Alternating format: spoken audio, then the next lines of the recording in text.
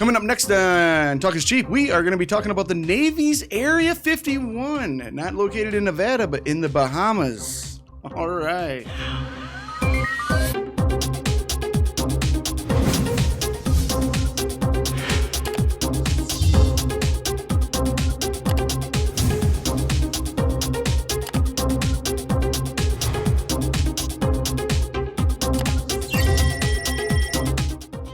Welcome to Talk is Cheap, where cheapest talking talk is cheap. I am Dusty Long, and with me today in the studio, as always, is Pete. Hey, Dusty, how's it going, sir? Not bad yourself, sir. How you doing today? Doing well. Yeah. You know, always happy to be in the studio with my pals talking about weird and wild stuff. So. What else is there to do on a nice weekend, right? Yeah. I could, think of a couple things. But, this is the best I got right now. So let's rock. Absolutely, a little humid in here because we have some rainstorms passing over. Yeah, it's summertime in Wisconsin. You never know what you're gonna get. That's very true. And then to the middle and my direct left, as always. Yo, Dan Hohlfeld. There he is. Yep, it was too cold, so I went and grabbed my sports jacket here. Yeah, sure. Yeah.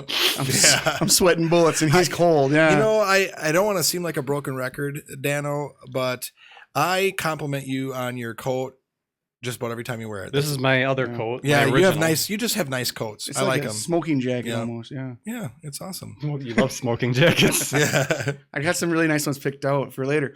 So today we are going to be talking. We got phone calls. We got phone calls. Oh, jeez. I got too excited. I'm sorry, folks. Yep. Our call number is 1-256-510-5234. That's 1-256-510-K2D4. Leave a message. Say hi. We've had topic suggestions. And try to keep it to 1 minute or less because these can kind of go on and on. We don't need a story, folks, but but stories are nice ones. Yeah, they are. Not bad.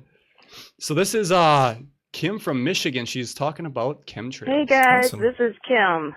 I live in Michigan, and I've been observing the skies for the last 4 days, and I see no chemtrails. Now, Scott Pruitt from the EPA just resigned about 4 days ago, and all of a sudden I'm seeing clear blue, like deep blue skies, and it's gorgeous. I'm even seeing planes go over, no chemtrails, no contrails even, and I'm just wondering if that had something to do with it. So check it out, guys. I'd like to know what everybody else around the country is seeing, if they're seeing any change, or is it still going on? All right, talk to you later. Keep up the great work. Love the show. Thanks. Bye. Well, thanks, Kim. I've noticed that she left that phone message probably a week ago, and I've been looking in the sky ever since, and I have not seen a chemtrail. It's like, there's going to be one. There's going to be one. There hasn't been one. I'm so surprised. And Really? I've noticed this before where you would go a week, too, without seeing anything. Yep. But as of now, it's very interesting. We haven't seen any. What is everybody seeing out there across the country and international? Yeah. Kim, I am taking a note of it.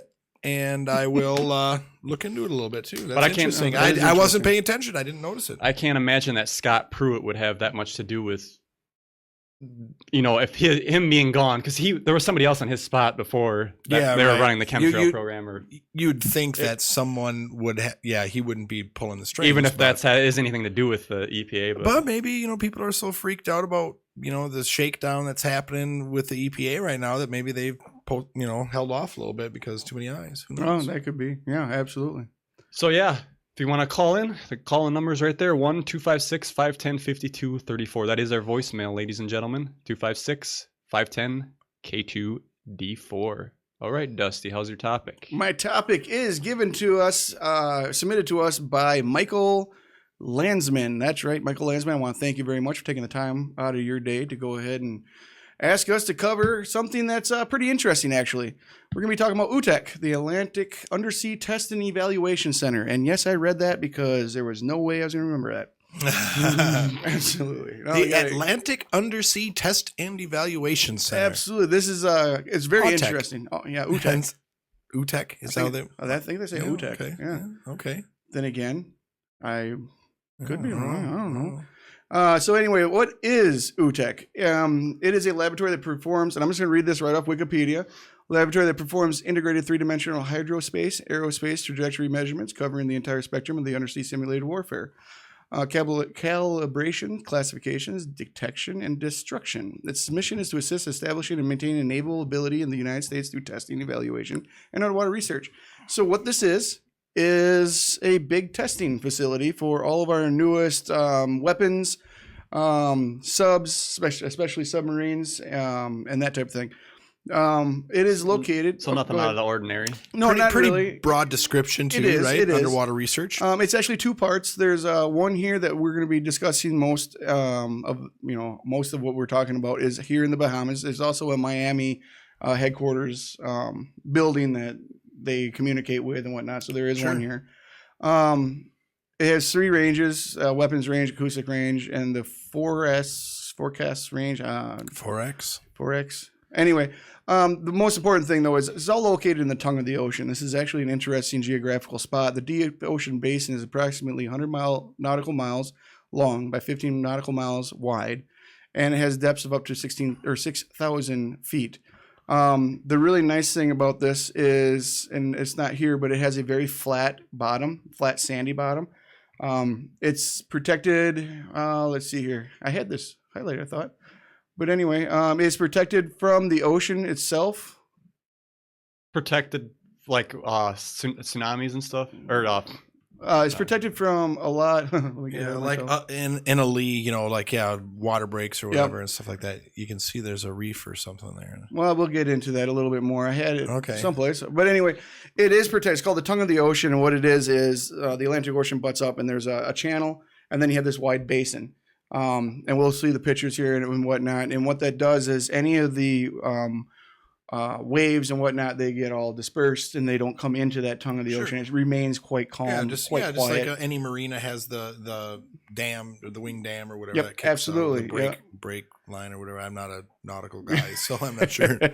My grandfather was in the Navy, World War II. I should have asked him. Maybe he knew. But anyway, so it's all about electronic warfare and threats. Again, if you know anything about submarines and how they operate and whatnot, the most important thing a sub needs to be is quiet. That is the most important thing. So what they need is a place that is not disturbed, so they can test these things. And they're the sonophone, or I forgot what they're called, but they're microphones under the water. Mm-hmm. Hydrophones, I think they're called. Anyway, and what they do is they're testing for that minute amount of sound, and we're going to get into just how minute this can be in another my last little bit of a topic here. So this was given to us because History Channel did a UFO search thing on this, and there's a couple of people that said they've seen USOs, bright lights, and those types of things. I think that's kind of generated some interest about this area. So doing my research, I didn't actually find a lot of that, to be honest. I found some here and there. The interview that was done on History Channel, the 3 or 4 people that were talking about it, there's lights in the sky, and they saw massive crafts take off. But it's pretty much all stories. I mean, there's not a lot of proof. There's no pictures. So I started digging a little bit deeper because, I think that's kind of the point of what we're doing. So that's just kind of overview there. We can get off that one. Also, this is Business Insider. They ran a little video here. I'm going to play this. Can I play the whole thing? I forgot to ask. 137, I think would be all right. Would it be all right? Go full screen with that. Go full screen? Yeah. So where's full? There it is right here, right? Was this full screen? The one on the right. This one? Yeah. There we go. Oops, sorry, went too low. This is Tech Insider. This is the newest I could find for information. And you can see that little bit of information. I'm going to pause it next time or try to. Shut the music off. Oh, yeah, absolutely. So the Navy began developing the base in 1964, and I have another document that goes over this too. What is really interesting is when they pull this out, I'm going to try to back this up just a hair. Nice. Oh, this just hates me. So this is the actual tongue of the ocean here. And I think I have it on it looks like maps, a tongue. But absolutely. And this is where the base is at, right through here somewhere. And what happens is all the disturbance, all the storms, waves, those types of things, they come in this reef and the islands here, and it all gets calmed down. and then comes into this area here. And as you can tell, this is all very, very flat, very sandy. Excellent laboratory type settings for these types of things. So this is why they chose this area. Now, the interesting thing about this area is it's actually very close to the Bermuda Triangle, of course. You know, if not in it, it depends on who you talk to about where the Bermuda Triangle exactly is. What's interesting is you can see that trench that goes up to the left too. You hang that corner there and look at how deep that is. That's as deep as the main part of the ocean out there. So it's a nice, shallow, quiet spot with a deep trench to play around in too. Absolutely. And yeah, it's excellent, really. It really is. So there's that part. There it's zoomed in there. We're going to talk about those things that you can't explain very well. This is an older picture. That might have been newer. This is an older picture for sure. It's black and white, folk. Let's keep going. The turtle. Here. Tongue of the ocean. Yep.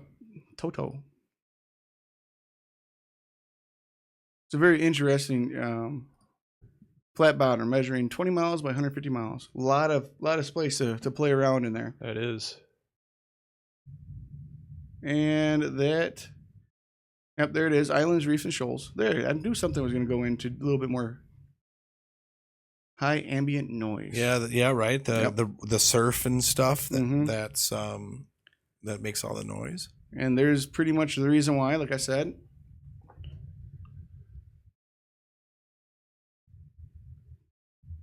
You see how calm that the oceans are in all these pictures too. Yeah.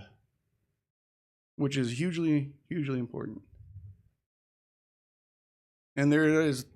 Certified submarines captains and crews.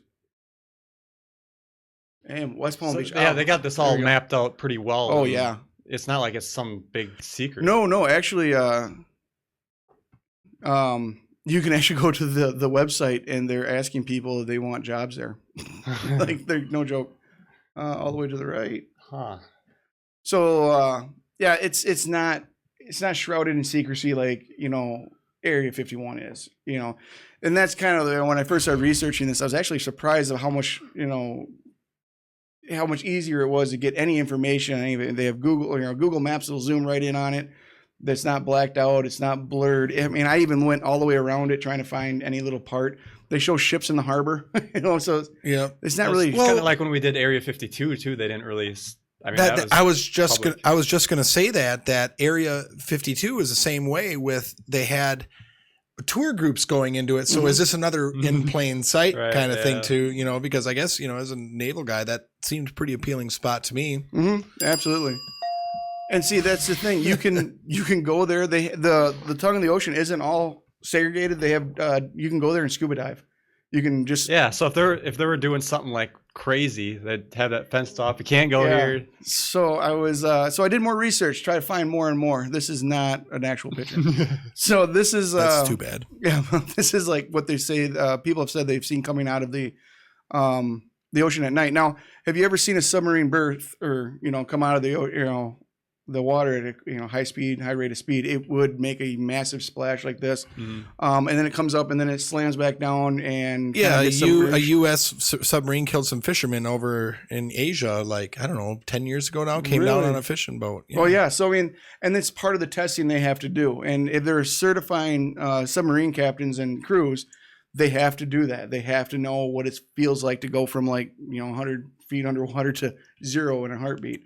So again, if you're out on the beach and you're looking out, and you're like, oh, what a glorious night it is, baby. She's like, oh yeah, it's just nice out here. And then all of a sudden, a massive thing erupts out of the water, splashes everywhere. It could be a whale, or a submarine, whaling or whatever they call it. What is breaching, that? I believe. Breaching, yeah, it could be, yeah. So that's kind of some of the parts I looked at those types of things. It's also been inserted in Hollywood, and then of course NCIS. They talked about this whole area. So there's been a lot of media on this type of thing, and this hasn't been hidden in any way. Quite a lot, and then they have all these. There's a lot of information, and I did a lot of reading. I thought it was going to be really interesting, and it turned out to be really interesting, but not in the way that I was expecting. You know, like Area 51, you're expecting to see and hear a lot of people talk about, you know, flying wedges and you know, three lights in the sky. And this didn't have a lot of that, which, you know, it is what it is. It's also not a big population down there either. So, and it's a lot of water. So, well, you need people to see stuff. Yeah. And that's, you know, at first blush, that's where I'm coming from too. It's like there isn't a lot of paranormal, you know, UFO stuff going on, right? You know, at least not that we're looking at right now. Yeah. And it's with the testing of the craft, I could see how people would make the mistake. Mm-hmm. And maybe all my research, I didn't dig deep enough, or maybe I missed a website someone else knows, and I'm always open to have those people send that information out. Now here's where I kind of I went down the rabbit hole even deeper. This got brought up because of the UFO hunters. I want to think so, because that's what, when I first searched, that's all I hit. I mean, there was just videos upon videos about that, and then some of the NCIS stuff, and I was just like really inundated with this mass media type of side of things, and then I thought, well, maybe that generated the interest. So I kind of did more research and found out. I mean, I went to their website, which we can pull up. You can literally like set up a tour, I believe, but they're asking people, do you want to work here? You know, they have some kind of weird, not so secret. Yeah, they have some kind of weird, like, if you have a good idea about how this could run better, email us. And it's all by Lockheed Martin. I want to say it's Lockheed, but yeah, we can pull it up. So I mean, we already know that they're part of some weird government stuff anyway, but they're not they don't do that for Area 51. Can I go? Yeah, they don't. But can I go back 1 second when you said something about UFO hunters? Folk, what's that about? History, there's there's a TV. There's a TV Actually, show. that's where I got some of the information for the Area 52 episode. Oh, really? Yeah. Okay, so the UFO hunters are going around a secret naval. It's base. a good starting place because you watch the show and it's like it gets you pumped. Oh yeah, it does. Yeah, and then you're like, yeah, and then you start doing research, and then, you know, it is what it is. But then doing research, I found that other suggestions of this location is that the base itself was built on the lost city of Atlantis. Now, have we covered Atlantis? I want to say we have, but it's been I don't think so. Not directly, but we've talked. Yeah, we've talked about it. We talked about Hyrule and these other islands and whatnot. Yep. You know, but Hybrazil. I'm sorry, thank you, yeah. Hyrule. That's a video game thing. Anyway, damn, video games ruined my life. But we have discussed that Atlantis could be, you know, in the Atlantic Ocean, could be Bahamas, you know, depending on who you talk to, what you believe, and all that other type of stuff. So I started reading up on that. I thought that was really interesting. Of course, we also have in the Bahamas, we have the Fountain of Youth, right? Yeah, Mr. the David Copperfield Island. Yeah, was that the Bahamas? That was the episode where you guys kissed and made up. That was a good one. Yeah, that was great. Oh, I think I remember getting a comment that said you guys should do this for every episode. I was like, oh, it's a little time consuming. with the finishing with the spin. Yes. Holding on to the top of my head. Yeah. Well, you know, that was good. That was a fun night. Yeah, that was a fun little thing to do. I'm glad that we made up because we're having a blast now. So yeah, he put me to work when I got here. But anyway, so Area 51. I'm gonna. How am I gonna say this? I'm gonna go over this. I'm not gonna go in depth into it. There's a lot of information, which is great, but I'm gonna try to just hit it because I could go on and on. But what happened was this gentleman and I had. What happened to all my highlights? Hit the exclamation. Oh, no, they're there. Are they there? Yeah, because you can see them down below that they're there. Oh, there's that one. There we go. Okay. Well, well, we got that guy, but where is this guy at? I'm sorry, folk. I thought I had this highlighted. By the way, this is all being recorded on the fly this time. Yeah. I'm trying to recorded live in the studio. Pete's still got to get the camera switching down, but I'm working on it. Get some reaction shots once in a while. All right, but anyway, so we'll go down. To make it quick, this feller, I can't get the damn name of this guy, and I feel bad. All right, maybe it was this guy. Yeah, it was. Okay, I was right. Okay, in 1968, Dr. Ray Brown, a neuropathic practitioner from Mesa, Arizona, was scuba diving with friends near the Bahamas in an area 20 miles off the edge of the submarine drop-off called Tongue of the Ocean. He became separated from his friends, all right? So he starts turning around, trying to find him, and he sees a strange pyramid. So what do you do if you see a strange pyramid? You swim towards it, right? Why not? Why not? He said the pyramid was situated 22 fathoms down. So what the hell? There are no cows. Oh, no, there is a sea cow. I apologize. There is sea cows. All right. I've never heard of that. Yeah, and manatee is a sea cow, right? Absolutely. Oh, manatee. Yeah. So anyway, I didn't highlight this, but it's 22 fathoms down, stood 125 feet or 120 feet tall, with only 90 feet projecting out of the sea floor. So how he knew there was more underneath and how much? I was just gonna say that. I'm like, wait a minute here. I don't know, but anyway, he was. There was no coral growing inside the pyramid when he went in there. The walls were smooth. So he gets down there and he found an entranceway. He goes down through there, and there was amazing room, contained no algae or coral. It's completely spotless. Now there are that's another point. The beam, I can't say that word, but in the Bahamas there's Bimini. Yeah, in the Bahamas there are what looks like flagstones, and it looks like streets, and they think that's why Atlantis is there. Is we have these roads, for lack of a better word, that are straight. People try to explain it by saying, it's just the wave action and it's eroded these rocks and whatnot. So that's another part of it. I don't know why that picture is in the middle there, but he had no flashlight when he went diving. But nonetheless, you could see everything in the room. It was very bright and everything else.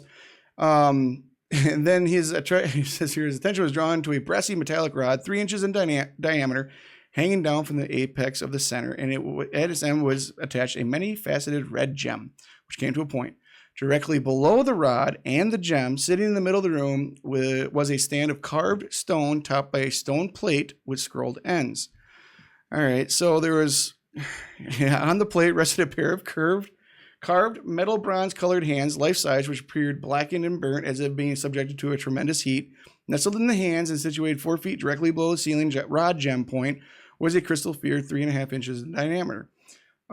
He tried to get the rod and the gemstone, but it wouldn't move. So we went back to the crystal sphere, and he easily separated it from the bronze hand holders.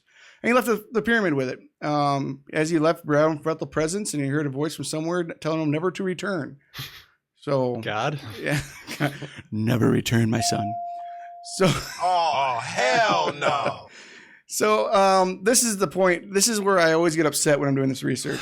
I always do. That happens a lot, I think. I know, and I don't understand it. I really do. Fearing that his unusual prize might be confiscated as salvage treasure by the U.S. government, Dr. Brown did not disclose the existence of the strange crystal or his experiences until 1975, 6 years later. And then he exhibited the crystal for the first time. And he displayed the crystal only a half dozen times, but each time witnesses are said to have sensitive to strange phenomena directly associated with it. This is always frustrating for me. It really is. You find something, you wait 5, 10, 15 years, and then you say it's magical, you found it, you hype it up, and you don't show anybody. And then when you show people want to believe, and, because there always is. There's people that want to believe. So when you show them, you're like, you're going to feel an aura when I bring this out. People want to believe, if you show it to them, they're going to feel that. The belief is so strong that, I can show you a beer bottle and say, Zeus himself drank from this. And when you see this, you're instantly going to feel woozy. And if you believe that much and I hype it up that good and I take it off, you're going to be like, oh, yeah. And that's what I get upset about. I always want that scientific fact. Yeah. It's understandable. So anyway, deep inside the crystal form, one gazes upon 3 pyramid images, one in front of the other in decreasing sizes. So anyway, so he says the sphere is a source of a variety of paranormal events. People have felt breezes of iconic winds blowing close to it. Cold and warm layers surround it in various distances. Other witnesses have been phantom lights, heard voices, or felt strange tingling sensations around it. They say a compass needle placed next to the sphere will spin counterclockwise, then begin turning in the opposite direction when moved only 2 inches away.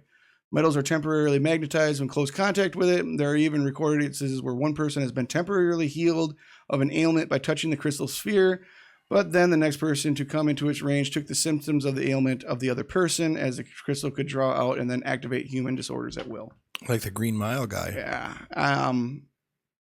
So they go into it some more, but by this time I'm a little upset, of course. Yeah, I'm like, really? So I read a little bit more, and they have, if I'm correct, there it is. Apparently this is the picture of it. I'm not 100%. And it is a picture, but the feather died. I guess he gave it to somebody else. And there's what's inside of it? There's supposed to be 3 3 other pyramids. Like, I guess these rotate around maybe. I'm not 100% how it looks like 3 pyramids inside of there. That's rich. Again, I don't know. That is interesting. It is interesting, but it is kind of upsetting. And then we have a husband and wife researcher, and that's a whole different story, of course, folk. But they went ahead and they announced they found an underwater 3-tiered storm platform lying 10 feet under the water just off of the northern island of the Bahamas, the Andros Island. And they think it's a breakwater forming a harbor. This is more towards the Atlantis thing, but it's very close to where he saw the pyramid and got the sphere. It's also very close, of course, to the tongue of the ocean, which, of course, is where this is all at. So this is how it all intermingles and works together. So they went ahead and they said, now you can see this is where you have that flagstone-looking rock, which, as a believer of ancient civilizations, like this really speaks to me in a different level. So I read this. So in the late 1960s, numerous underwater formations were spotted by pilots flying over the islands, and they speculated they could be the ruins of Atlantis. The problem with the underwater ruins anywhere is they're instantly Atlantis. We have them all over the world, but they've managed to find all the formations during extensive aerial surveys and then visit them by boat. They eventually found the unusual formation 500 yards offshore. It's a gigantic flat stone platform made by thick, mostly rectangular blocks of stones. It has 3 tiers, 3 steers, and only 1 calf. It's which increased by height. They moved out towards the sea, and each of the 3 tiers are about 25 to 30 feet. Really interesting stuff. And they had filming the documentary on the Learning Channel. They found a very flat, large flat area to the north, about 10 to 12 feet underwater. So there's a lot of this. They look a lot like the Mediterranean harbors. So I didn't get to see this. I couldn't find the Learning Channel where they did that at. But of course, you can buy the Learning Channel. That's the first I've ever heard of that. The Learning Channel. Name. That wasn't that. I've heard of the Learning Channel. I have heard of it, but it's not called the Learning Channel. TLC, isn't that the Learning Channel? Yeah, the Learning Channel. Yeah, absolutely. That's the Learning Channel. Yeah. Why not just say TLC? Because they changed it from the Learning Channel to TLC. Yeah. See, I'm not on the TV anymore. Yeah, neither am I. I'm not on the TV. Is what you just said.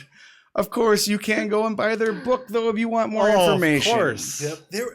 I saw some contact information up there. Joan, go scroll up a little bit there. Right here? Yeah. Call up Joan Grasser. For downloadable print media pictures of the underwater formation, you can go ahead and contact these people here. I did not, because anytime you're trying to sell something, but they might be selling the actual, I don't know if they're saying it's Atlantis. I don't know if they're saying they found it, but these might actually just be the pictures of these stones and whatnot. So, interestingly enough, though, there's a lot of of Edgar Casey affiliation. I see that. Yep. Radio and TV interviews can arrange interviews by contacting. I didn't even read that part. That always sells some books. Yeah, we can sell a lot of books. Have the name Edgar Casey on there. Yeah, there it is. So then we have this here. I wanted to get into what it looks like, of course. A lot of people are interested.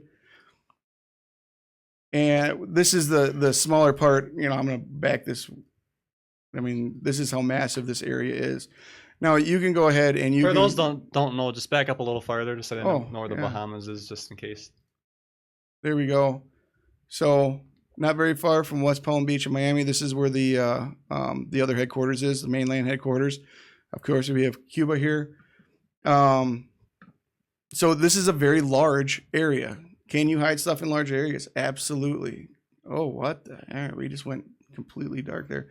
As you can tell, this is very shallow, or not shallow, but very flat, which is really good for what they're trying to do. I went ahead and looked through all this, and there is some kind of blackout all the way around, which we can get a little closer. Probably hiding the ships or whatever. I don't know if I'd say that.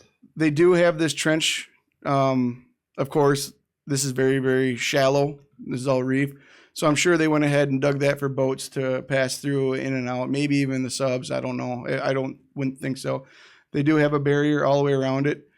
There's nothing, as you can tell, though, there is nothing blacked out. There's nothing here that they're trying to really hide. They have I mean, I went all over this place, and usually you can find something kind of fun to look at. There's a fishing lodge right there too. Yeah, absolutely. So, you can come down here. I mean, this is Hank's place. You can go to Hank's place and have a 4.5 stars. Reviews. Awesome. really nice. They I don't have this website, but they actually have a place where you can go scuba diving in the tongue of the ocean. And then zoom in again on the base a little bit. Oh, absolutely. See if there's a fence. Can you drive right in the base? Is there a I'm fence sure outside? not. No, there should be a fence. That's a perimeter fence right there, I would say. Yeah. Yeah, Okay, that's so there's a check house, but you're pretty close to the base. I mean, it's not like Area 51 where you're way out. Oh yeah, no, I mean you're literally gonna go. What is that? Maybe 2 miles, and you're where's gonna the go eat scale at on Hank's that? place. Yeah. So again, I mean, this is the Androstown International Airport. I mean, you can go here and then go to work, or you can go to work over here. So there's not a lot of secrecy involved. Well, no, because they get it out in the ocean and no one's out there looking at them, you know. So And there's sites all over here. I mean, I found fishing, scuba diving, all sorts of cool, things that are going on, and not a lot of blackout, not a lot of, anything. The only thing I saw was this outline all the way through here. Just Yeah, I guess that is drawn the more I look at it. At first, I thought it was just maybe the map. and detail there is here we have. what the hell is that? I think it's 2 pictures type thing. That's the clouds. So what we have here is we do have some kind of a what is it called? Like a blurring. So we don't have that cloud cover. We don't have everything else. So it is what do you call it? Blacked out, but not really in a horrible way. See again, clouds. Get a little bit closer, you can see that. That could just be a terrible Photoshop job. They could do a clone and stamp. Yeah, take another area and then put it down here, and you wouldn't even know. It's not as blurred and it's not as bad as other places I've seen. But then again, we are talking about the ocean. It's all freaking blue. I mean, the only thing I was looking for, I thought that was all good until I got to these, and I was like, okay, there's the river, the waves, and that's when I realized, okay, well, guess what? That means that a lot of this is covered up. Yeah, that's all covered up. That's a good point. Yep. Yeah, it is. So they don't want you to see. Now, I started doing some research on that.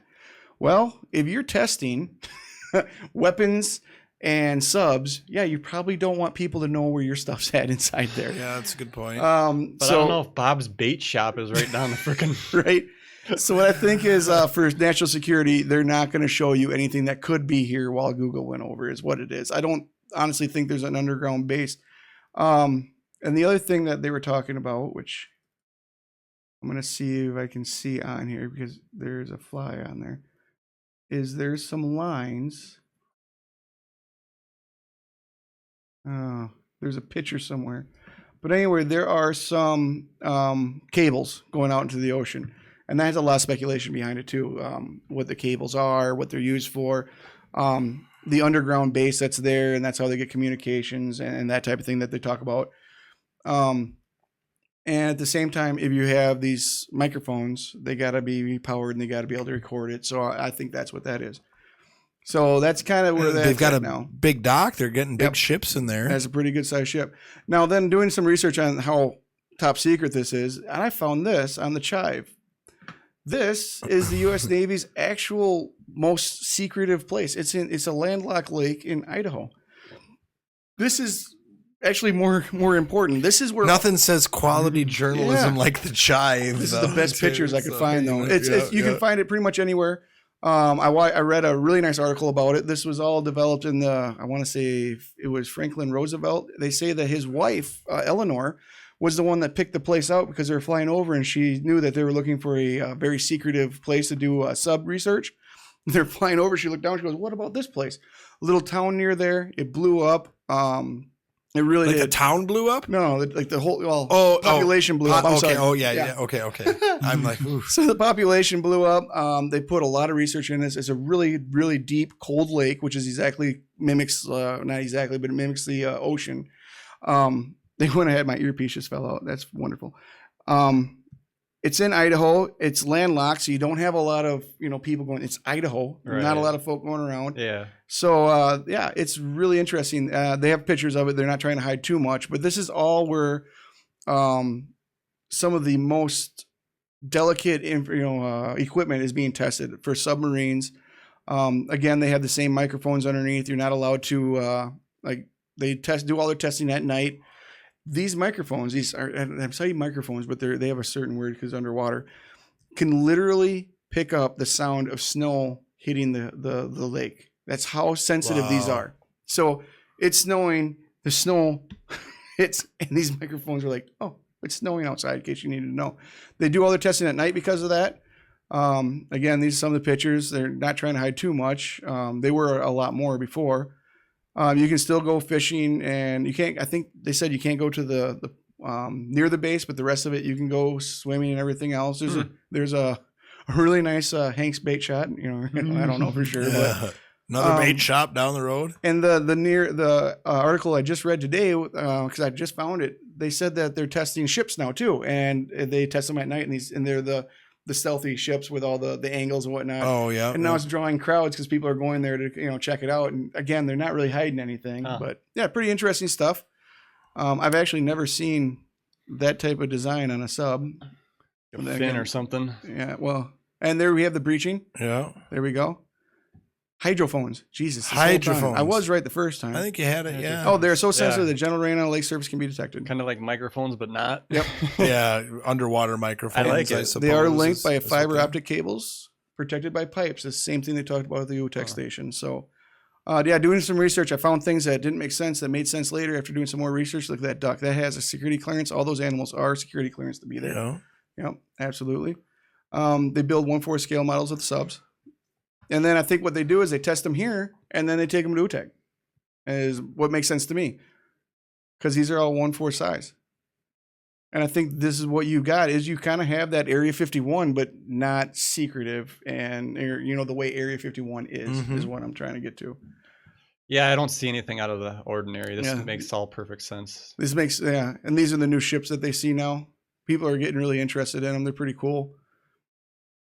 So yeah, there you go.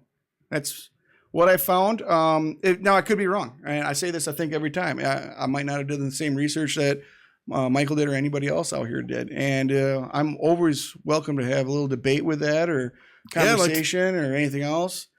You can email Dusty. Yeah, you can email me. Yeah, where's it at? Can you bring it up? I gotta go like this. Oh, wait, do I got it? There you go, Dusty Long. And I'm going to do a selfless plug here. I on Twitch. I'm currently affiliated, so you can go to Solus13x at twitch.tv.com. And I play video games, and I've had actually a couple people come on and started asking questions, which was really cool. It was a lot of fun. It's kind of hard. Do they ask questions about the game, or what do they ask questions? Well, mostly it's about the game, but I had one guy, and I don't know how he found me, but he's just like, do you believe in UFOs? And I don't know if you watch the show or not, but here I am going at it. And sometimes, so if you want to harass Dusty, while he's playing a video game, where to find him. It is, and I will ask one thing though. If you jump on there and you see me playing a game, I'm in the middle of a damn firefight, and you say hello, don't leave.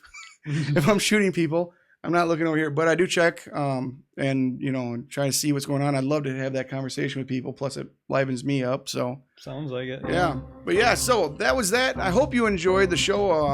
And let me say, I think I did a good job with it. But if there's nothing there, there's nothing there. Nothing there. But if you find something, let me know. I'd love to see it. Yeah, let's hear it. All right. Well, I'm signing off. I'm Dusty Long over there. Signing off is see you later, folks. Pete. And then, of course, signing off. Hohlfeld. Yeah, excellent. Thank you all very much, and have a great day.